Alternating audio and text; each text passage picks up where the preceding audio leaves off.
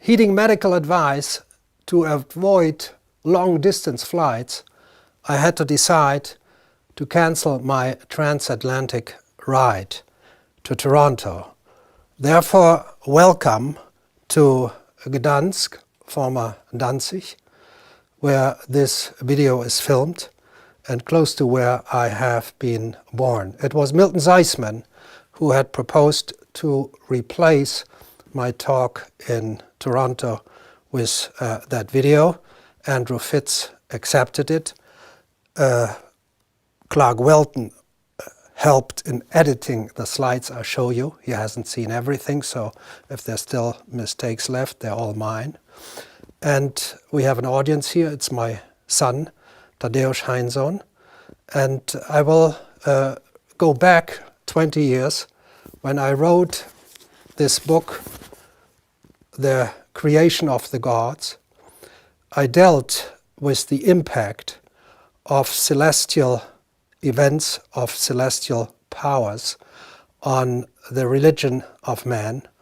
And I stopped this book with the catastrophe that divides the Bronze Age from the Iron Age. If you believe in a Greek Dark Age, you know that the Bronze Age comes to an end around 1100 BCE. If you don't believe in it, as I do not, it ends around 600 BCE. And if you are a nerd for stratigraphy, it may even end later, like 400, 350 BCE. Anyway, it will end before the first millennium AD, after Christ CE, whatever you prefer to call it. And I have to say today that the major flaw of this book was ending in the first millennium BCE and not looking carefully enough at the first millennium AD. Of course, I was aware of the crises in the first millennium hitting the Roman Empire, but I belonged to those who wrote about these crises as caused by demographical or by economical factors. This was the major flaw of thinking at that time, and I try to remedy this today. I worked on the problems of the first millennium AD since around 65 months, and we will look at the events that took place there right away. We start with a summary made by Wolf Liebeschütz.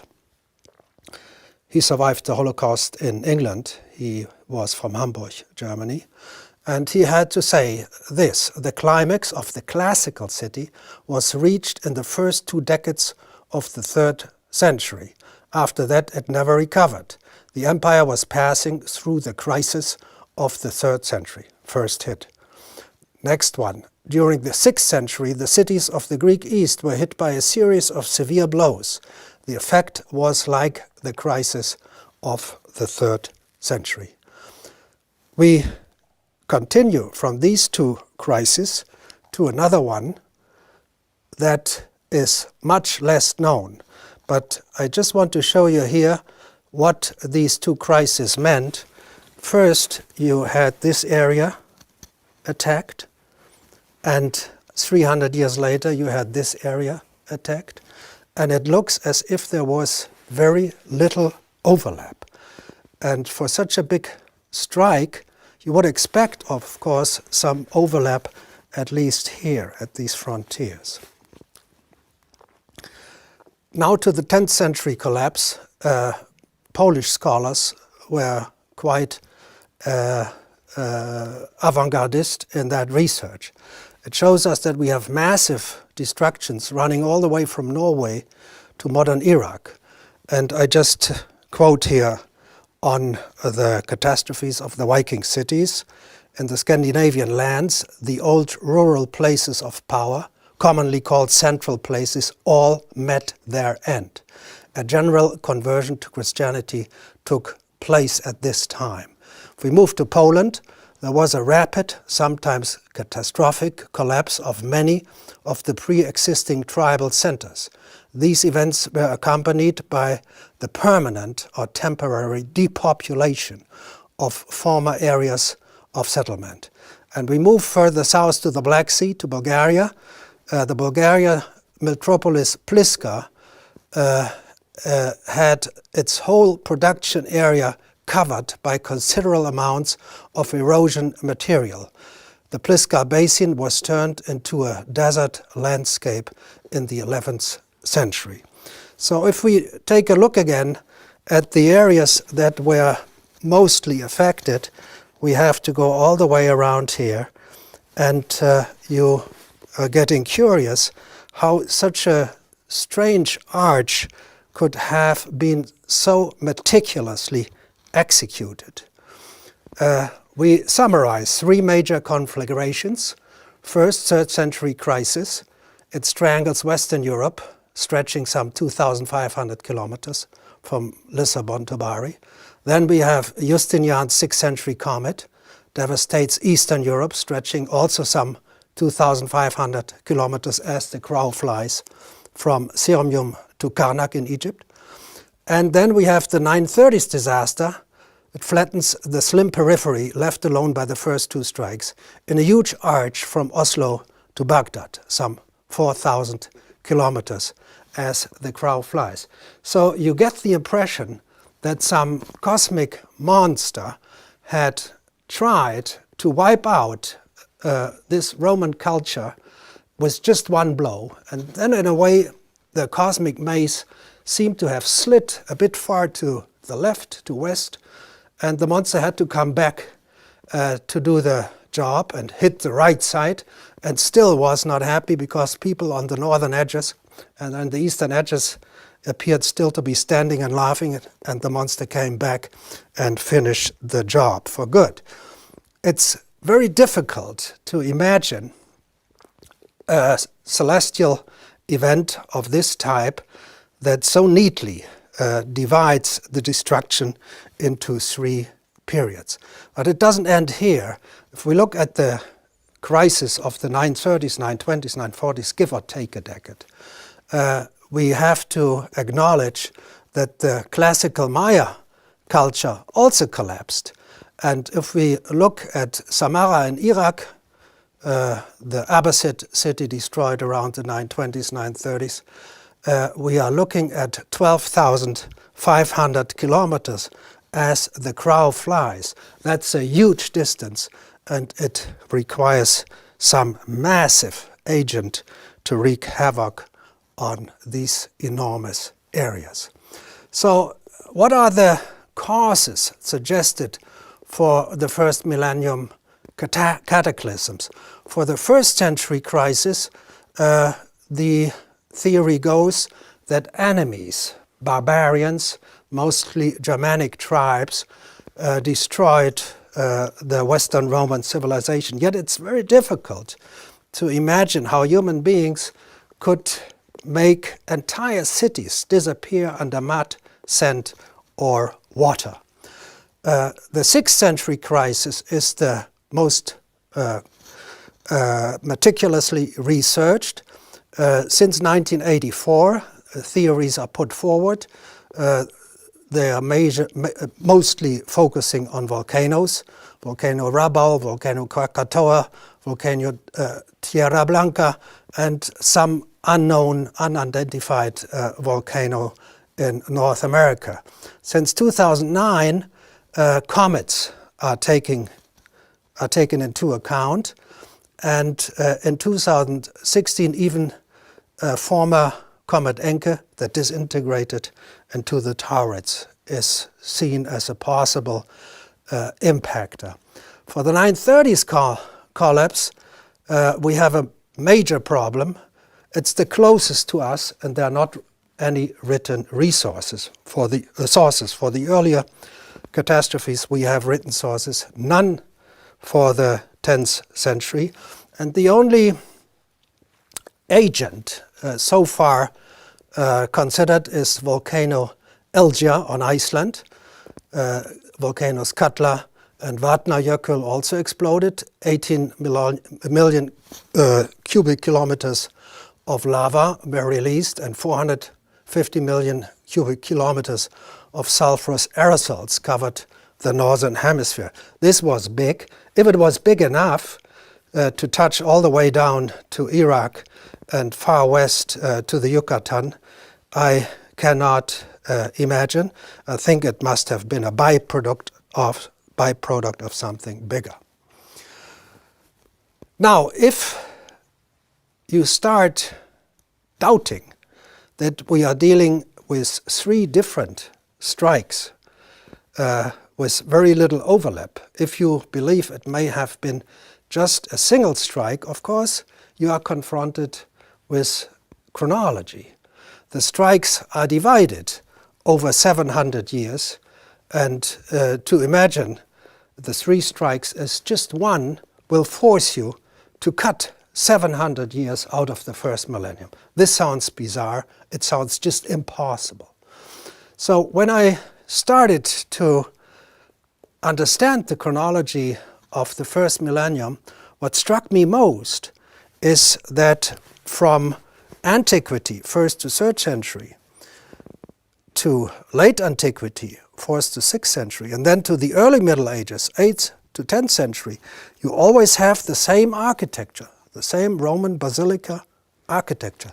There is no evolution whatsoever in the arts, in the sciences, in the architecture, as I said, and moreover, in the language too. Latin of the 2nd century is indistinguishable from Latin of the 9th century.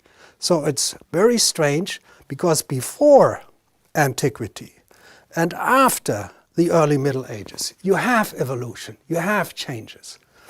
Within the periods, you have evolution. But between the periods, you have a standstill of cultural evolution that just appears to be absolutely impossible. So what to do? You ask yourself, is there any site in Europe or in the Near East, is there any site where you have traces of these 3 steps of civilization? Antiquity, late antiquity, early antiquity. If you have them anywhere superimposed on top of each other, you have a stratum for antiquity, one from late antiquity, and one for the early Middle Ages, superimposed on each other. So when you have the 10th century, you dig down and you find the 5th century or 6th century, and you dig down and you find the 2nd and 3rd century, always with this type of architecture. If you look for such a site, the selection is immense. So we know about 5,000 Roman towns and cities, 20 to 25,000 large agricultural estates, Villa Rustica.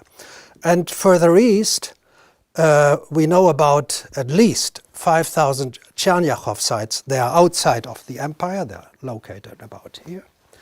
So we are looking at least 35,000 sites to find those that have these 3 periods, antiquity, late antiquity, and the early Middle Ages superimposed on each other. And when I started looking, I thought there would be thousands. Then I thought there would be hundreds. And then I thought there would be maybe 50. Now I know there is not a single such site.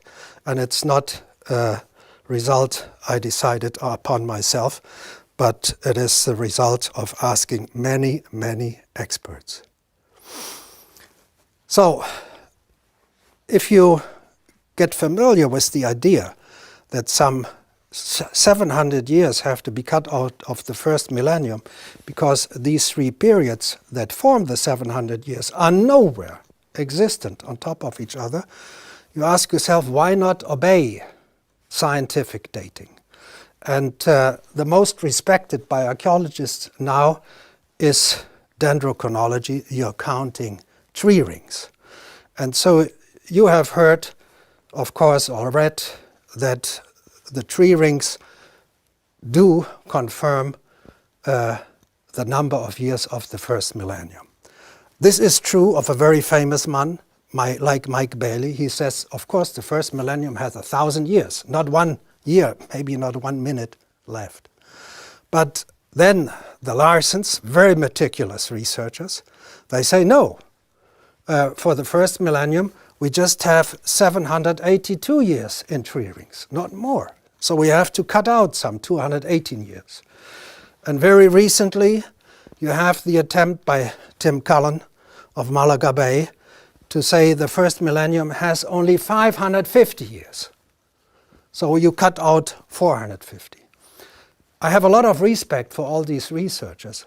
I just want to show that there is no such thing as a certainty for the length of the first millennium, even in tree ring years. Moreover, in 2014, I have proposed finally to come up with a genuine blind test.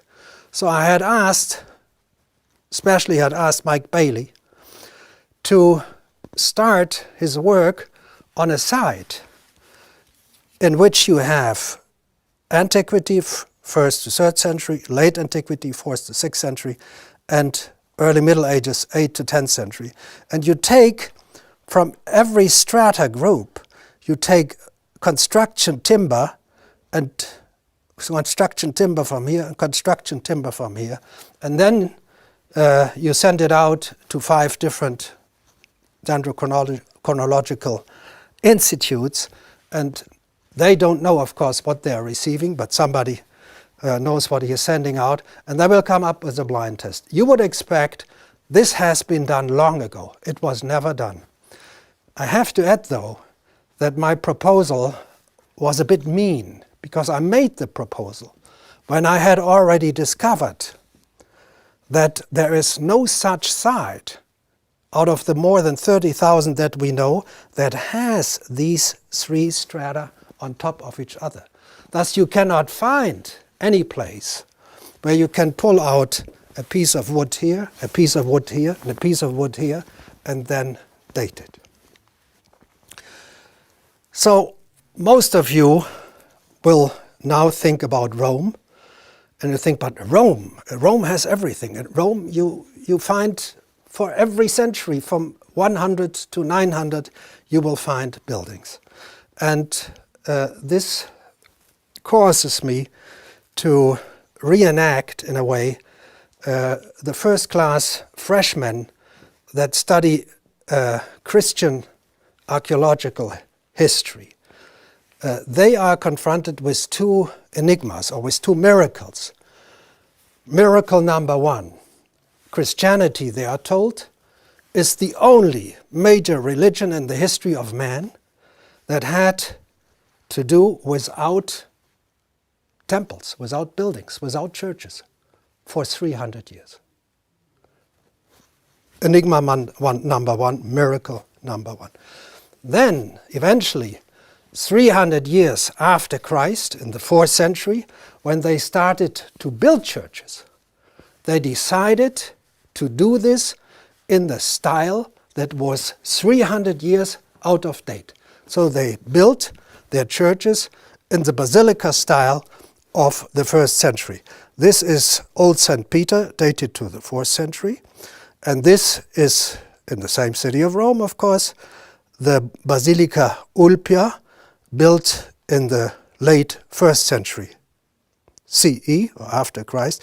This, of course, is downtown in Rome. It's a very rich building, and this is outside of the Roman walls, so it's a relatively poor building, but you can see, if you look closely enough, that it's more or less the same architecture.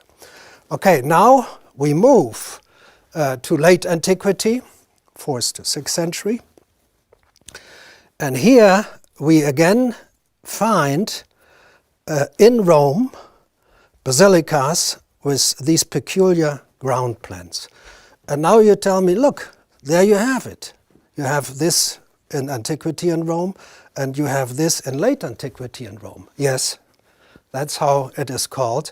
But these churches, they are never superimposed on buildings of antiquity. They are sitting in the same village, or the same big town, you have to say, in the same plane. They are not distributed like this, but they sit in the same archaeological plane. Richard Krautheimer, the most ingenious scholar who ever put his mind to the problems of Rome, he survived the Holocaust in the United States. He was from Fürth in Germany, like Henry Kissinger.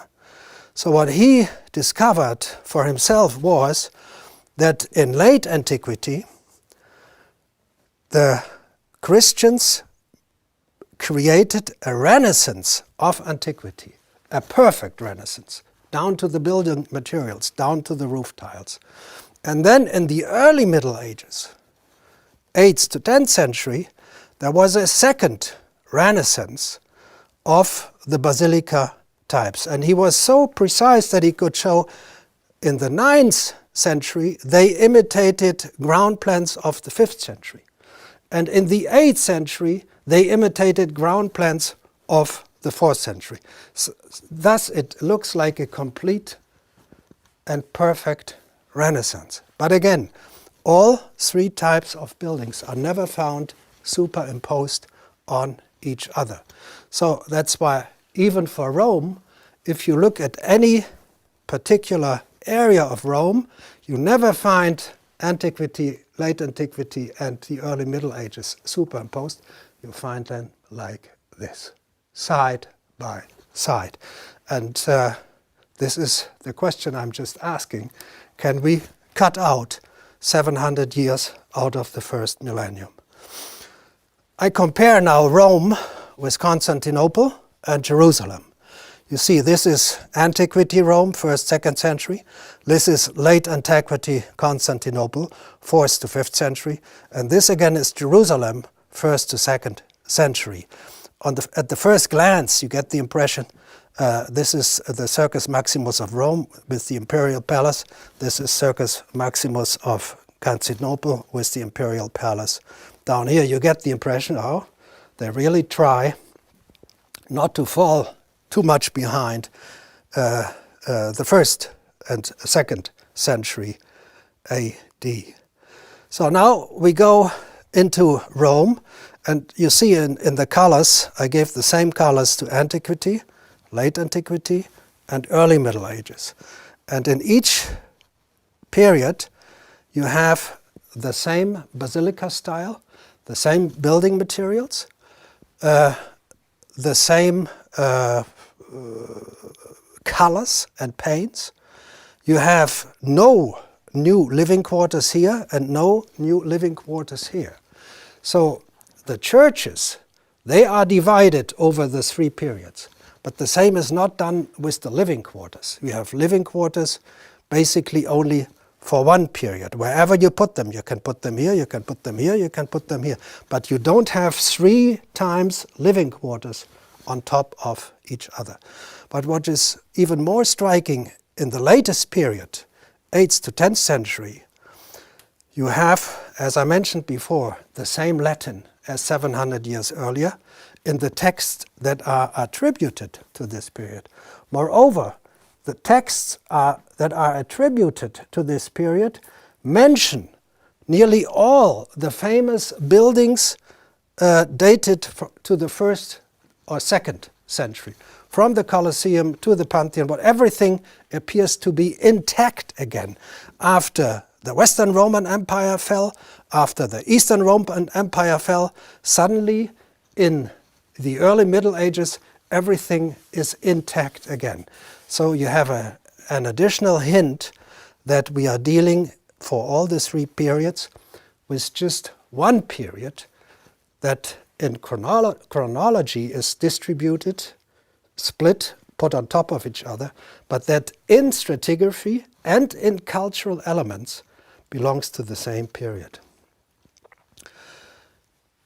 To have an impression of the destruction that hit Rome, I juxtaposed here again, downtown Rome in the 2nd, 3rd century.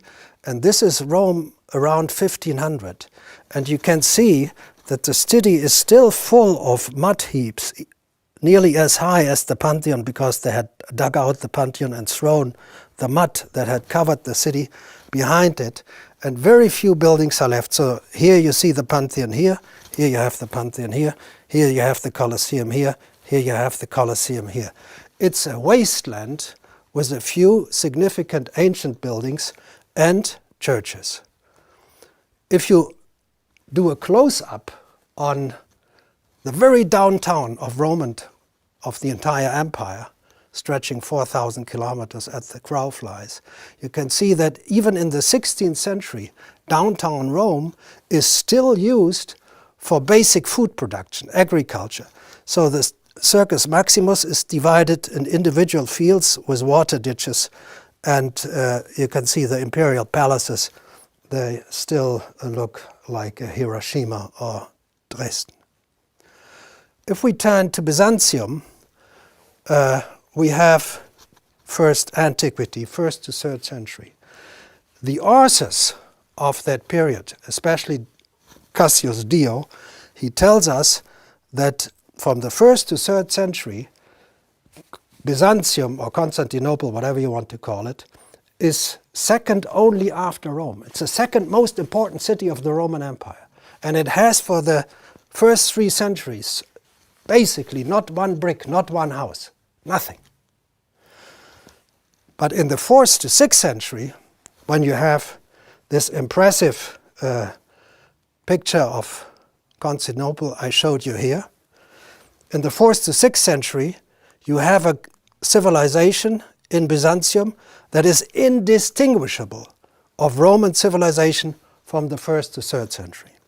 Now we move to the early Middle Ages, and there is not a single new building in all of Byzantium. Thus what the scholars do is they turn to texts, and they said the texts are mentioning peculiar buildings, and then they discover that the buildings mentioned by texts attributed to the early Middle Ages, the buildings are indistinguishable of the buildings that are in reality existing here, and that are looking very similar to buildings from that period in the city of Rome. Thus, Byzantium, for the 3 periods, for the 700 years, or if you look at the end, 930s, 1 to 930s, has archaeology, strata with buildings for some 230, 240 years, give or take a decade. There are no buildings in antiquity, there are no buildings in the early Middle Ages. If we move to Jerusalem, it has a famous stratigraphy, very recently made accessible for the public, Kishle, and it is the finest stratigraphy of all of Jerusalem. And you have a situation different from Byzantium in that way that you have antiquity, but you have no buildings for late antiquity. And you have no buildings for the early Middle Ages. You jump from antiquity, 1st to 3rd century, right into the high Middle Ages, 10th to 11th century. And here you find a building constructed under the Crusaders, a tannery under the Crusaders in the 11th, 12th century, which means Jerusalem is naked of buildings from around 230 to at least the 10th century. And we are puzzled by this because when the Crusaders attack Jerusalem, they kill the Muslims and the Jews in huge numbers. A massacre well attested for in many sources. And we do not understand who the people are they could kill if in this period of the early Middle Age to 10th century there was no new construction in the city. There were no buildings where these people could have lived. Of course, you have buildings down here, but you cannot massacre people in the 11th century that live in the 3rd century. That's impossible. This can only be done if you take out 700 years. Now we move away from these 3 very central cities, and look at areas all through Europe. And I'm doing this very quick because you understood the idea. This is one of the palaces of Charlemagne, 8th century, 8th, 9th, 10th century, and that's the building here. And it is modeled after a building in Cologne 700 years earlier. So you say, why not? Why shouldn't they do this? But if you look at the city of Ingelheim and you ask the archaeologists, okay, this is around 800 something, what do you have deep down at 100? Oh, there we have nothing. So you can see that this is considered to be a renaissance of this building, but on the side there's no stratum with buildings from which the people building here could have learned how to build a site so similar to Cologne. This is the interior of the Ingelheim Aula Regia, and I have to give you one or two quotes here. How the excavators are surprised. They are looking at the 9th century. They say the semicircular building clearly shows the significance of antique models, the only one of its kind in medieval architecture 700 years later. Ingelheim's throne hall, that's this hall, is in the tradition of the antique and late antique palatial aula.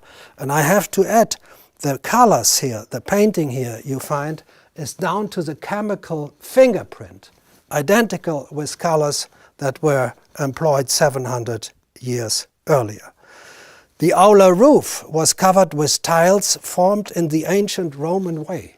So you imagine, if you ever build a house, the roof tiles are important. You want to be very correct with the roof tiles that no water is coming through.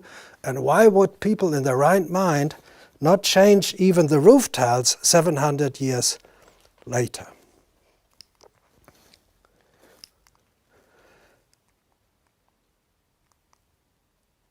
We move now from Germany to Hungary, and here we show a Roman governor's palace in Budapest, and 700 years later we show the Basilica of Zalavar, and in German it's called Mosarburg. And the excavators are surprised. This building is much simpler, much smaller. They are surprised by the same architectural styles, by the same building materials, and even the smaller details. These are this is painted glass from the 9th century. This is painted glass. These are gaming stones made of glass 700 years earlier. And if you go to very sophisticated material, we come back to that. This is Millefiori glass, and this is 1st century Millefiori glass. And this is the Millefiori glass found in Mosarburg in the 9th century. And you wonder how they could recreate the technologies for such sophisticated items. Again, now we are looking at writing pens. The Romans used to write on wax tables with these metal pins. And these are 1st to 3rd metal pins, Roman, and these are metal pins as they were found 700 years later in Mosarburg. We move to southern Italy, and in the 8th, 9th century Langobardian area, there is a small temple, that's why it's called Tempietto del Clituno, and it's built in a style of 700 years before. And the researchers wonder, the Roman imagery of the Tempietto is overwhelming. As well known, it was convincing enough to lead a critic as acute as Andrea Palladio to rank it among the ancient Roman temples. We move now to Spain, northern Spain, Oviedo, and again we have a government building of the 9th century with a ground plan 700 years older, and we have here a church, San Julian de los Prados, and the scholars write the surprising ornamental painting in a Roman Pompeian style gives the impression of an antique basilica through and through. They do not understand why this could be achieved 700 years after the original buildings had been built and were destroyed, either in the end of the Western or in the end of the Eastern Empire. And again, if you look at these sites from the Longobards or here from Spain, and you ask, okay, this is the 9th century, you built this, do you have anything in the 5th century, or do you have anything in the 2nd century underneath? No, we have only that. Now we move to Bulgaria. Here you see Romans Sofia, Ulpia Serdica, with walls 10 to 12 meters high, gates 13 to 15 meters high. And if you look carefully, you can see it's the same type of towers, the same type of gates, the same type of buildings, and even the dimensions of the gates, 10 to 12 meter the walls, 13 to 15 the gates here, 10 meter the walls, 14 to 15 the gates are more or less identical. And if you look at individual buildings in 9th century Pliska, it has an outline of the 2nd century, and the archaeologist Rashev, unfortunately, he died in a car accident. They mentioned, besides the already mentioned antique columns and capitals, Pliska contains other more ancient materials. Most common amongst them are the bricks. A small part of them are Roman from the 2nd and 3rd century. In the 9th century, 700 years later, sealed by the seals of the state or private persons. So now you have to imagine, you build a new major house, or actually public building, and you use the bricks, the individual stones in the walls, and you take them from 700 year earlier buildings. And more important, roof tiles are, they believe, used roof tiles. And again, if you build a house, why would you use 700-year-old roof tiles? Because the roof tiles crumble and you have to replace them after some time. A major problem. These are some of the buildings constructed in the Roman city of Preslav. And again, you see the typical basilica style of the 2nd century, 700 years later in the 9th and 10th century. And the Bulgarian archaeologists, they're really, really puzzled. They say the thesis about the antique origin of the monumental buildings in Pliska is not based on the antique materials found there alone. Its most impressive monuments are antique in appearance. It seems more natural to assume that they belong to an earlier epoch, but the archaeological evidence does not allow this, and it's exactly what makes Pliska a real puzzle. They do not understand why in the 9th century people built like in the 2nd century. But if you look at Pliska and Preslav and you ask what do you have deeper down, something in the 2nd century or in the 5th, 6th, nothing. They have only this. So you understand, whatever the site, whatever you date in the 1st millennium, there's always only one block. There are not 3 blocks on top of each other, building blocks. There's just one block. We move to England. One of the major enigmas of England is that at the time when everybody believes the Anglo-Saxons from Germany took over the island, it's dated around 400 after Christ, 5th century after Christ, up to 900. There is not even agriculture in England. There are no fields, there are no plows, there are no farmhouses. So we do not know how these famous Anglo-Saxon kings would feed themselves or would feed their villages, their farmers. And I just give a few quotes. The Saxons tended to avoid Roman sites, possibly because they used different farming methods. But the Roman sites had the best soils, the best water supply. So what farming method would stop you using the best soils and the best water supplies? So the historians expect when the Romans are finished here and the Saxons are moving in here, they would use the compounds of the Romans. They would use the walls to shelter themselves behind them. They are astonished that they don't. And attempts to demonstrate conclusively significant continuity in specific urban or rural sites have run afoul of the near archaeological invisibility of post-Roman British society. So we are looking at 400, in conventional chronology, 400 to 930s. And Fowler, he quotes the evidence of the missing agriculture. In contrast to the field systems of the 500 years or so before and after Christ, there's little evidence in the ground for the next half millennium.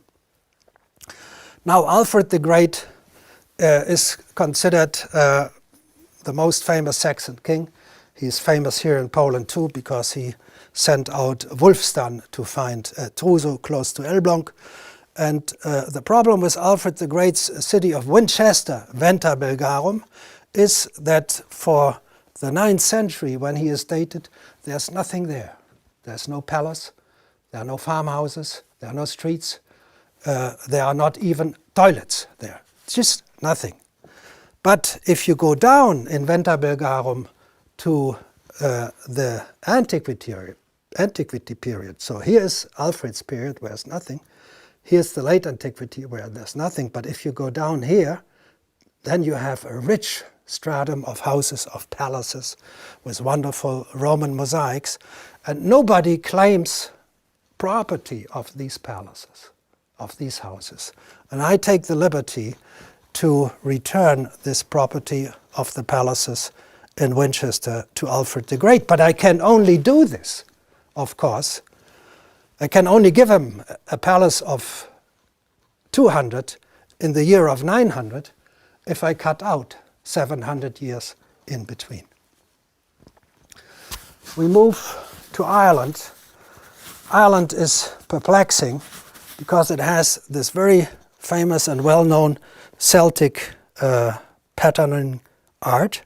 And you see here 2nd century triscale patterns on a bowl. And then you here see the same, more or less the same patterns in the Book of Kelts some 700 years later. And the archaeologists again wonder that the 5th to 7th centuries in Ireland were a continuation of the 1st century BC. So the 6th century is 700 years after the 1st century BCE, of course, and there's nothing in between.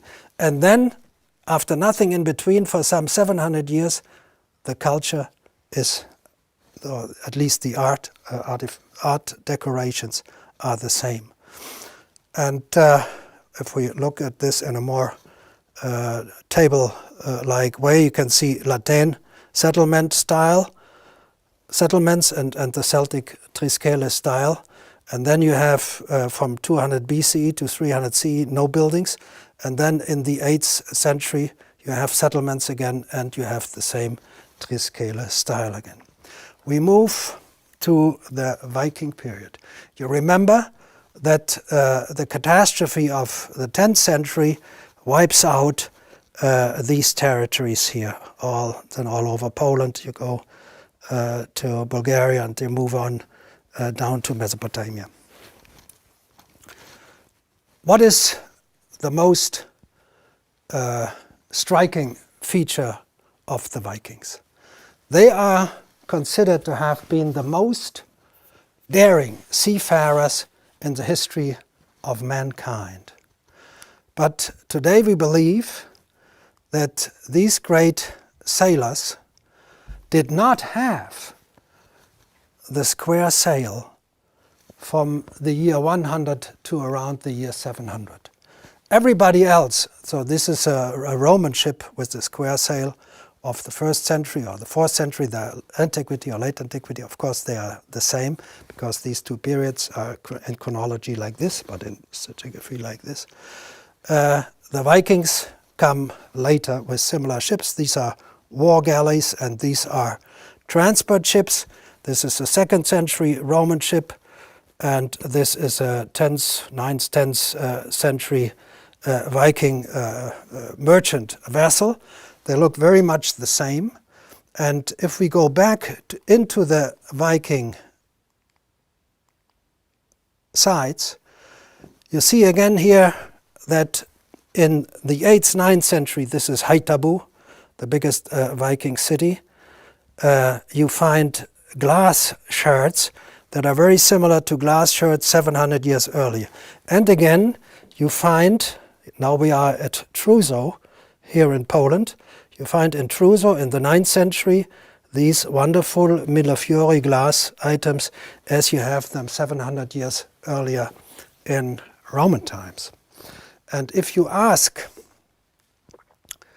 the excavators, and if I ask the excavators of Trousseau, how is it possible that you have here in Elbląg, or close to Elbląg, you have Roman glass of 700 years before? How did it come here? How did it get here? So the answer is that these are heirlooms. The father gave it to the son, and the son gave it to his son. And so it went through 700 years. This is not impossible, of course, but there's a problem with it. If you go to Trousseau or to Haithabu, let's stay at Trousseau, you begin the city in 700. And you say from 1 to 700, the glass items were given from father to son. But there are no buildings, there are no strata in Trousseau where the father could have resided to give the items to the son. And then suddenly, if you enter the 10th or 11th century, these items no longer appear. They're no longer there in Poland. So you wonder why the father suddenly stopped to give these items to their children. In Hungary, that early medieval buildings had Roman glass items from times 700 years earlier. The same is true for the Viking towns. Here you see Roman glass from the 1st century and Roman glass from the 8th, 9th century. This is in Haithabu, Germany. Here you see Roman glass from the 1st century, and here you see Roman glass from the 9th century. This is in Trousseau, Poland. And again, we can look at different items. Here we go again to Haithabu, Germany. You have a Roman tile of the 1st century CE, 800 years later, and in Trousseau you have Roman coins of the 2nd century in the 9th century. So if you ask the excavators how is it possible that their sites have items of 700 years before, they say these are heirlooms. They are bequeathed from the parents to the children over 700 years. But there's a problem with this explanation because neither in Trousseau nor in Haithabu you have settlement strata from the years 1 to 700 in which the parents could have given the items to the children. They are just not there. So in actual fact, what you see in Haithabu or in Trousseau, that within the 1st millennium, again, you do not have these 3 periods on top of each other, but just one for around 8th to 10th century, a maximum of 230, 250 years. If we go to the most important item of Viking culture, the sailing ship, you can see that they suffer from a tremendous problem. For the first 7 centuries of the 1st millennium, they have no square sail. When they have the square sail and the technique it is used to employ them, they do it exactly that as it was done 700 years earlier. It's the same with merchant ships. Again, the Viking ships look more or less exactly like the Roman ships 700 years earlier. The same with coins. The Vikings loved their ships and they put them on their coins as much as the Romans on the upper line would show their sailing ships on the coins. And the most puzzling question of the Vikings or the Scandinavians losing the art of sailing is that in the 1st century, Strabo, for example, and even earlier Caesar, they mentioned their ships and the sails. So Strabo even said that they set sail for home, Denmark in this case. Strabo would have said they rowed home to Denmark if they did row home, because people would have had something to laugh about. So we have a big problem, and the leading historian of Viking shipping, Jan Bill, said it is that before the 8th century the sailing ship was not adopted in Scandinavia is puzzling. But if I tell him it is puzzling only if you do not understand that the period of Strabo, 1st century, and the Viking period of the 8th century, they are not on top of each other, that they are side by side, they would say that's just bizarre. Because what does it mean? It means that Julius Caesar comes 700 years closer to us. He's no longer in the 1st century BCE, he is in the 7th century CE. And this is just unacceptable. We move to the Arabs. A brief word about the Arabs. We have about Arab civilization a very strange view. They have a dark side and a bright side. What is the dark side? For the first 700 years of the first millennium, they do not write philosophical or astronomical or poetry texts. They do not issue coins. Before Christ, they do exactly that. And the tribes, the Arab tribes we know after the time of Muhammad, are known 700 years earlier in the time around Christ. So we wonder, why do they not write? Why do they not issue coins? Why do they look absolutely retarded when there were legions of experts around who could have taught them everything? But then after around 700 comes the bright side of the Arabs. When there's nobody left to teach them anything, because the Western Empire is gone, the Eastern Empire is gone, at that time exactly, they perfectly reenact and recreate Roman culture. I begin with glassware. This is a Roman vase found in Cologne. This is a glass shard from the 9th century found in Samarra. And we go to Millefiori glass bowl. This is a Roman glass bowl of the 1st century. This is an Islamic glass bowl of the 8th, 9th century, some 700 years later. Down to the chemical composition, it's the same material. This is the site we are looking at, Samarra. You can see 58 square kilometers, 6,300 building. It disappeared at the beginning of the 10th century under glass. It's the largest archaeological site in the world. Nobody understands why it could disappear under glass, but the culture has Roman arenas. If you ever visit a Roman arena, the basement of a Roman arena, you will immediately recognize that even the Roman arena is recreated. The Roman wall painting, this is a wall painting from Bosco Reale in the Gulf of Naples, and this is 700 years later a wall painting in Damascus.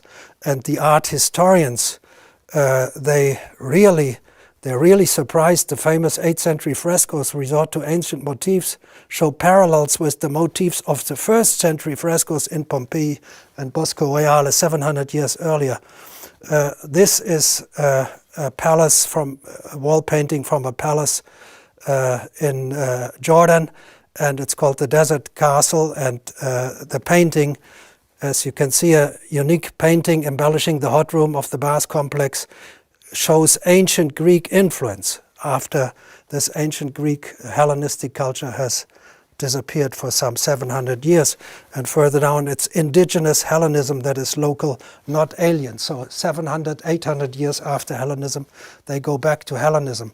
If you go look at the ground plans of their large compounds, it is said that they are recalling earlier Roman cities of the 1st, 2nd centuries, 700 years earlier.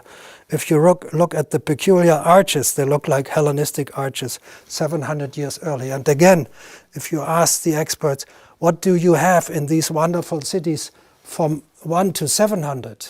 Do you have strata from which they could have taken models they imitated 700 years later? No, there is nothing. These are 1st century Arab structures, and these are 8th century Arab structures, and there are no Arab structures like this in between. So we have seen in areas reaching from Scandinavia to Mesopotamia that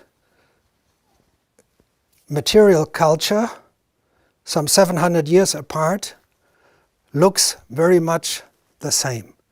And if we go to the end of the first millennium, which is the so-called third catastrophe of the 930s, we even have very similar results for the end. So London, we look here at London, that's a 154-meter basilica in 2nd century London, as long as St. Peter's Cathedral in Rome.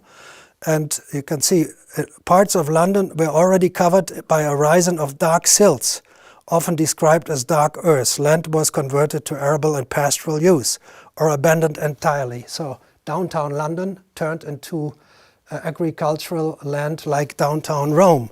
And now we go to Pliska in Bulgaria, and again we see a dark gray layer had strangled Pliska at the beginning of the 10th century. A city of the dead had, between the 11th and 13th century, covered the lion's share of Preslav.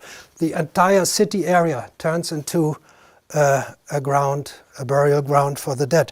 But the architecture of the 2nd century here and of the 9th century here in Pliska is indistinguishable. We come to the end of the millennium, or to the end of this lecture. The question is if something happened before the 930s that was big, but not as big as the big catastrophes dated to the 3rd and the 2nd. And there was one, it's in the 860s, is the crisis of Marcus Aurelius with a plague. The emperor himself died of the plague. We have a repetition in late antiquity, 290 years later, and again we have a repetition in the 860s. So if, again, we assume that these three periods that are chronologically on top of each other, stratigraphically are parallel, you can see, yes, there is a major crisis, and we have invasions here, and invasions here, and invasions here. I look just as two examples.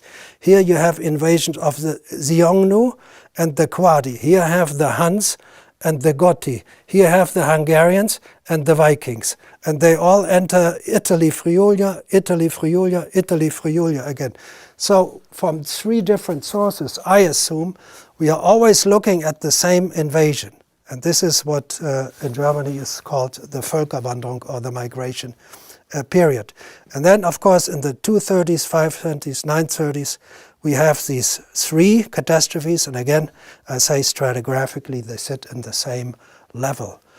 So we can only understand the first millennium if we follow stratigraphy that forces us to admit that what we now count as the year 160 is more or less actually the year 860. Thus, the Viking sites, they are more or less dated correctly, but the Roman sites and the Byzantine sites, they are dated 700 or 400 years too early. So what did the survivors do? Very simple. In the cities, they did hide under round structures, because whatever hits a city, a tsunami, a mud wave, whatever, it will destroy walls, longitudinal walls, but round structures, like around a theater or at the end of a circus, has a good chance to survive. And you can see here Rome before and after the catastrophe. Again, it looks a little bit like Hiroshima, but there's already reconstruction done, and you can see how this theater, the rest was destroyed or covered in mud, is turned into a little city. They built a wall and a gate here, and in the theater steps they built small huts. This is Rome.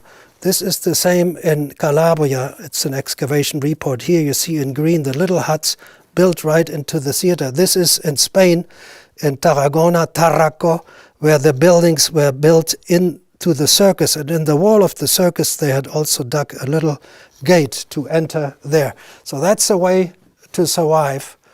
And I quote now here how the spiritual situation was, and I quote from Streltsik University of Poznan.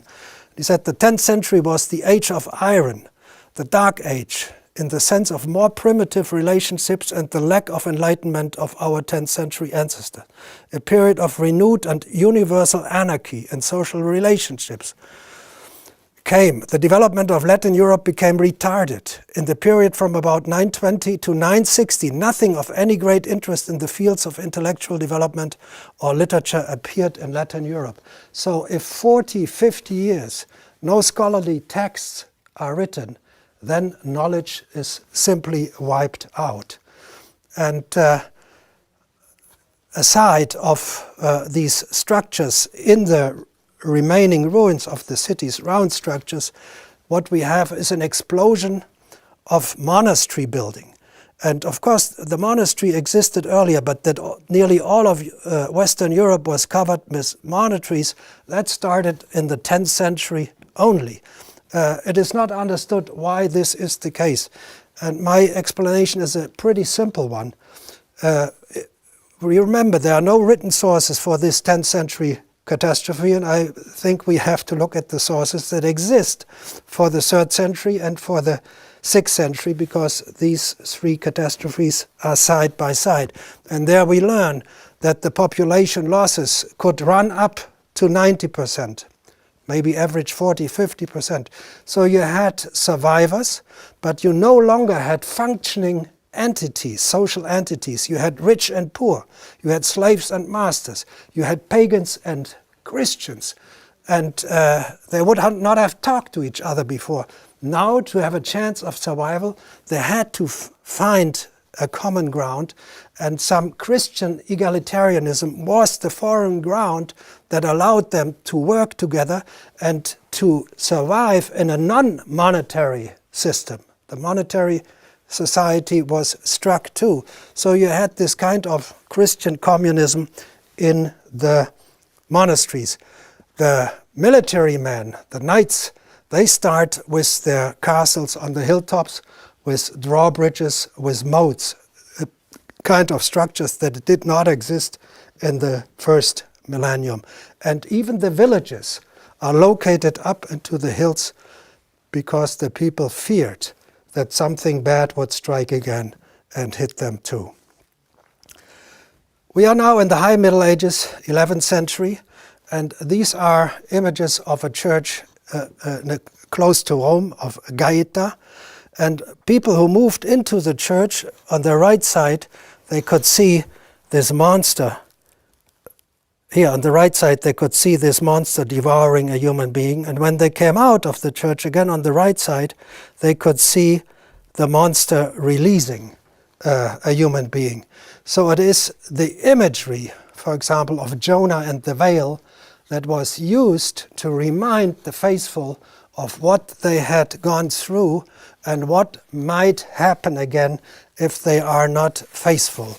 And the most important text for the next, I would say, 900 years of Christianity becomes the Apocalypse, the Revelation of John. And this famous text, you know it all. A mighty earthquake took place, and the sun became black like animal's hair sack, and the full moon became like blood, and the stars of heaven fell to the earth. And 1/3 of the earth was burned up. Something like a huge mountain burning with fire was hurled into the sea. And 1/3 of the sea was turned to blood. A huge star fell from heaven, burning like a lamp, and it fell on 1/3 of the rivers, and 1/3 of the waters were turned into bitterness, and many of the people died from the waters. This is the spiritual nourishment. Now let's go back to the loss of knowledge. Here I show you celestial globes of 150 after Christ, of 150, 230 after Christ. So you can see from these instruments that the Romans were perfectly capable of watching and recording the movements in the sky. To do this, you need an atlas of the sky, and you need to know your position on the ground. You always need to know where you are, and then you can follow movements and record them. For this, you need these instruments. So the next time we see globes like this, we are in a period 600 years later in my chronology. That's a shorter one by 700 years, and 1,300 years later in mainstream chronology. You get an impression how far-reaching the catastrophe had struck. Here we see something even earlier from 70 BCE. That's the so-called mechanism of Antikythera, and it was an instrument for predicting astronomical positions, eclipses, and the cycles of the Olympic Games. So this is what you see in essence in the museum. I took the photo last month. And this is a reconstruction of this instrument, and it could show you the position of every planet, the sun and the moon in the sky. This is the kind of knowledge that we lost. And the loss of this knowledge brings me, or at least you, to the question, so how was a return to counting of the years managed? And I believe in a very simple one. I'm not in favor of falsification, of faking, of just creation out of the blue sky. I think when the catastrophe shook somewhere around the 930s, and there was no scientific activity up to the 970s, 980s, maybe longer, then someday people would start counting the years again. And what did they know for sure was they were after Christ, that they understood. And I think they decided to choose a year as the new year one. And this year one is turned later in the year 1000. And why 1000 years? They might have thought, because in the Revelation of John again it is said that after 1,000 years Christ and the devil in the valley of Armageddon will battle out the final fight in a major catastrophe. And maybe, it's a speculation, this catastrophe of the 10th century was seen as this: after 1,000 years the devil and Christ are fighting it out. And so they had a basis for a year one. And only later arrived the desire to fill these 1,000 years with history. And that's when the composition began. So the authors had the very few sources on their table, and they had to put them in a sequence. Even in actuality, they lived in parallel. And this brings me to a few questions my son has asked, and I will focus on Christianity. The most important figure of Christianity is Paul the Apostle, Saul of Tarsus, a Jew from Tarsus, and he directed the radical movement all the way from Israel through Asia Minor to Greece and Rome without non-Christian sources ever mentioning him. It's a major problem in Christian history that the most important character, Paulus, is not known outside of the Christian books. But there's something interesting. 700 years after Paul, there's a major movement they call themselves the Paulicians, the followers of Paul. And they are in Asia Minor. They are right there where Paul was traveling and founding his churches and writing his letters to. And they are persecuted. They are killed. So there was a movement following Paul. And what is interesting in this movement, in the 8th century, they are still not Trinitarians. They still only believe in God. They don't think that Jesus or the Holy Spirit are godlike. And that's the theology of Paul. Paul didn't believe in Trinity, so he did not consider Jesus as a God. He only considered God as a God. So we have here two very similar movements side by side, but now separated by several hundred years. And if you bring back the sources used to fill 1,000 years from the vertical into the horizontal, suddenly you get real stories, you get real narratives. So here is Paul, and here is this movement. Another question is the most famous figure that will be the end of the lecture, King Arthur of Camelot. Everybody has seen movies about King Arthur of Camelot. And what do the historians tell us? John Myers, one of the leading British archaeologists of the last century. No figure on the borderline of history and mythology has wasted more of the historian's time. And if you write to the museum in the city of Camulodunum, you think it sounds like Camelot, Camulodunum, it's Colchester, and you ask them, isn't there a relation between King Arthur and King Atze of Camulodunum? They say, no, that's impossible. What do they say? Eastern England lay in the heart of the region first occupied by the Saxons, so cannot have been the area in which Arthur operated. Acting as a military leader of the Britons, Celtic, indigenous Britons, the invading Saxons, any historical Arthur would have had to have been operating outside the area of primary Saxon settlement. So they believe that all these areas were full of fully armed Saxons. And so Arthur could not have operated there. But you remember in the lecture that in actual fact, there's nothing. There's not even agriculture for the Saxons from 400, 500 to 900. So Saxons were there. And what is interesting in the Saxons is that they have pottery from the late Latine period, 1st century before Christ. And this is the period of Atze of Camulodunum. He lives in the 1st century BC, and he has this pottery and he has his coins. And here's the name in Greek on his coins, A-T-H-T-H, Atze. It's called Atze. So it's Atze of Camulodunum. And now that you understand, he shares the same pottery with the Saxons that are dated to the time of Arthur, but are actually some 700 years earlier. What happened? When Julius Caesar attacked the British Isles in the 1st century BCE, he was not alone in trying to conquer the British Isles. He was competing with the Germans from the areas of Hamburg, Bremen, Flensburg.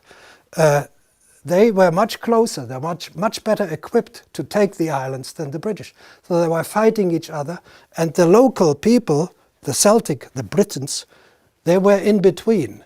And they made an alliance with the Romans to fight off the Saxons. Thus, when Arthur of Camelot, who is Atze of Camulodunum, was fighting in the 1st century BCE, he was defending his own land. The Saxons were trying to take it. They had not yet settled there. They were trying to take it. They took it. He lost the battle. So we have another explanation here. And the final question of my son, it's one of the major enigmas of Jewish history.